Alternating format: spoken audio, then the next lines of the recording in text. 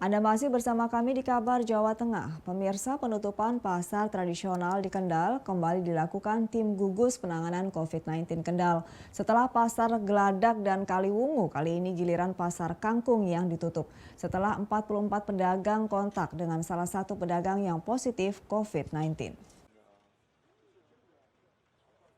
Setelah dua pasar tradisional di Kendal ditutup, pemerintah Kabupaten Kendal melalui tim gugus penanganan COVID-19 kembali melakukan penutupan terhadap pasar tradisional.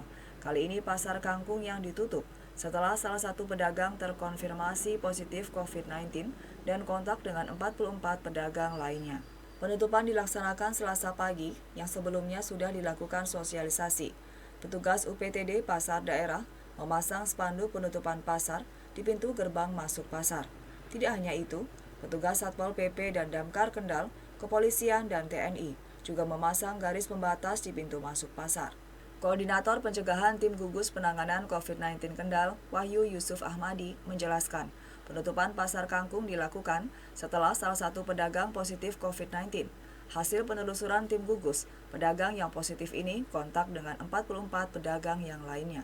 Dari pedagang pasar Kangkung ditemukan ada satu yang terkonfirmasi positif, sehingga berdasarkan hasil rapat kabupaten itu dilakukan penutupan sementara selama 3 hari, mulai hari ini sampai 3 hari ke depan. Kemudian akan dilakukan juga penataan, misalnya penambahan sarana untuk cuci tangan, kemudian juga penataan untuk kupingan, kemudian juga penertiban penggunaan masker dan protokol-protokol kesehatan yang lain.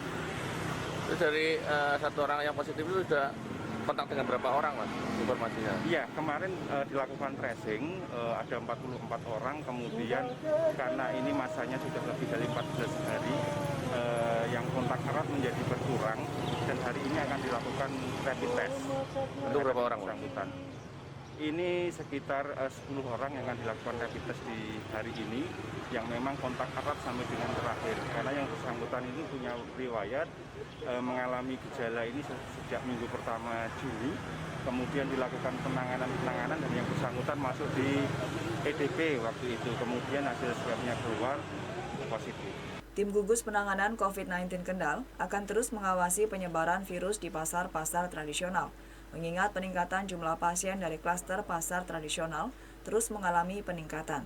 Dari data terakhir, jumlah kasus positif di Kabupaten Kendal mencapai 35 kasus, dengan jumlah sembuh 12 orang, meninggal dunia 2 orang, dan dirawat 21 orang.